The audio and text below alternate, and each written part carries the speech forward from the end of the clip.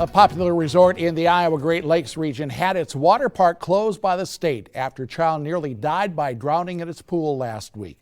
Now, the boy survived, but his case brought to light a series of concerns about that facility and led authorities to shut it down.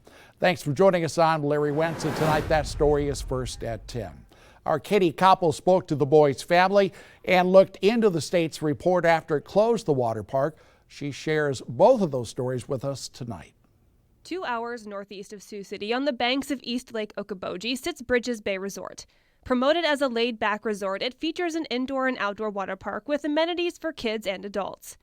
It's also here where a Spirit Lake couple experienced a parent's worst nightmare. It seems really kid-friendly when you look at it. Will and Lauren Bramhall rented a party room at the indoor water park for Wednesday, June 16th to celebrate a few birthdays, including their 2-year-old twin boys, Russell and Miles. I know for myself, like walking in, I was like, okay, this will be a good place to go after we're done swimming. It seems pretty secure. Like, it felt like a safe area to do that, and obviously it wasn't. After spending a few hours in the pool, the group moved to the party room, but Miles had disappeared. I start to look around the room, and I see Russell because I saw he had his little blankie that he always carries, but I didn't see Miles. Will ran out the door and to the pool. And I had a lifeguard, a female lifeguard, a blonde female lifeguard. She was across the way, but she saw me and said, "Are you looking for your son?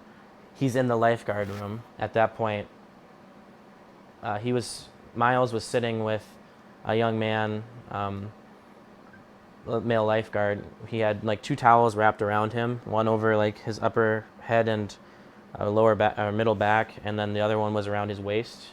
He was holding him like this, so that he was like hugging him, trying to warm him up. All I could see were his legs and his arms, and they were blue purple.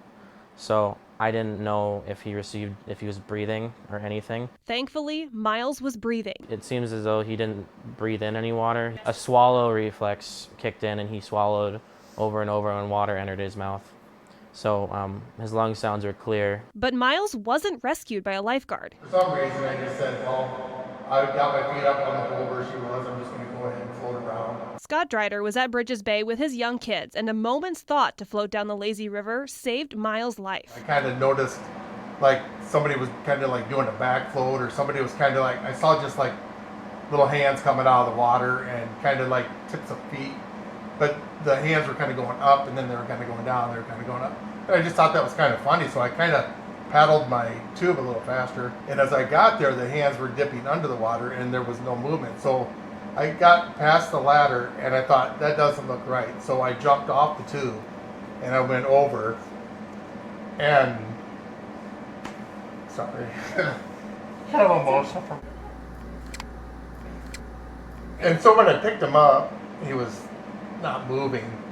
And so I carried him over to the side by the ladder and rolled him to his side and was patting on his back, and I heard kind of a small gurgle, so I knew there was not complete air restriction. I mean, there was a kind of a gurgle, but not really any kind of noise. So as I patted on his back, water started to come from his nose and mouth, but his eyes were just really wide and kind of like distant. Paramedics checked on Miles, and Will and Lauren, who both have medical training, took him home. Several days later, Bridges Bay water parks were closed, which the resort states is because of staffing.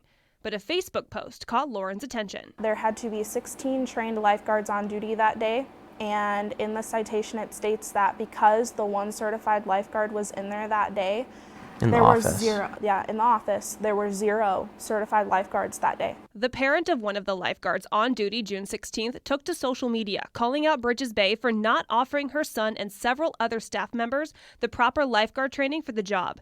She also called the state to report the drowning days after it happened, something the facility is required by law to report within 24 hours. According to the incident report filed by the Iowa Department of Public Health, Bridges Bay Resort was shut down via emergency closure order for failing to meet 4 Iowa codes for operation. One of the most alarming citations is failing to staff the aquatics facility with the minimum number of certified lifeguards as determined for the size of the facility.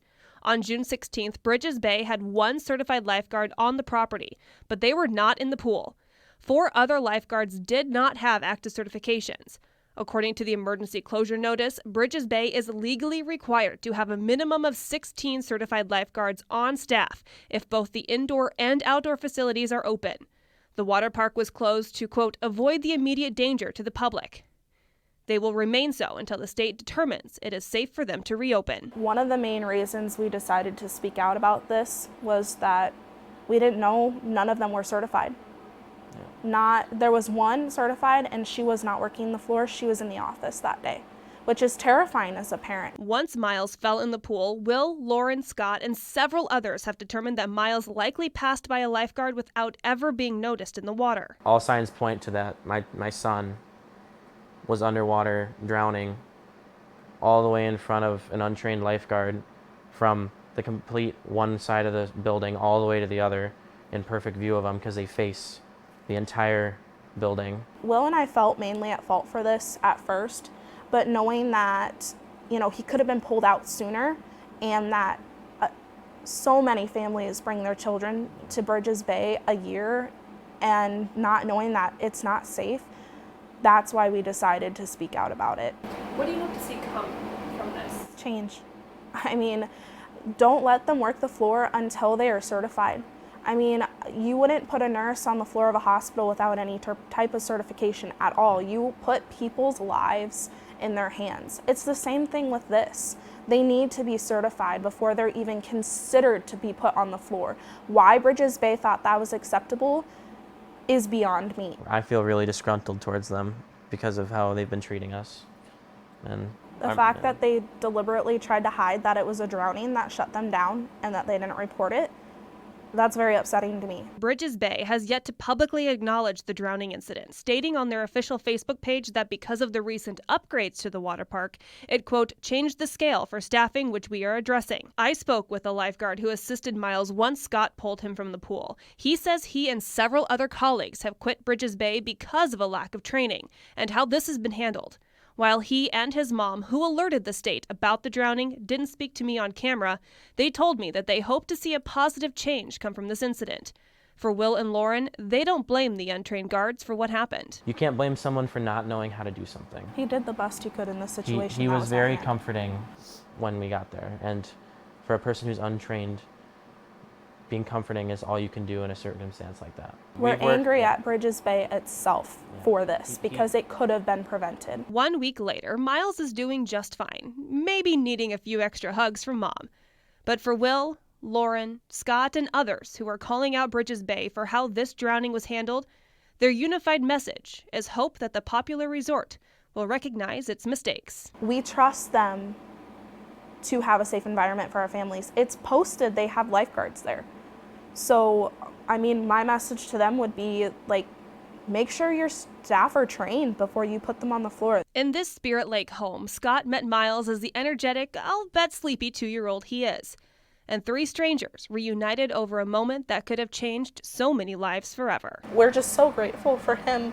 Had it not been for him, our son probably wouldn't be with us today, which is the scariest part. So he saved our baby, and we're thankful for that. And you can hear him in the other room. Yeah. At the Iowa Great Lakes, Katie Koppel, Siouxland News.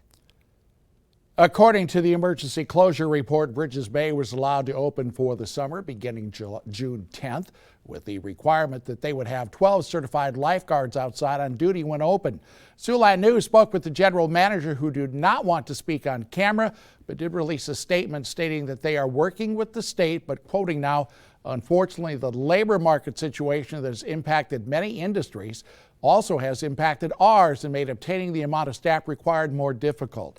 Now, to read the full statement and view the emergency closure order, you can visit the story at SiouxlandNews.com.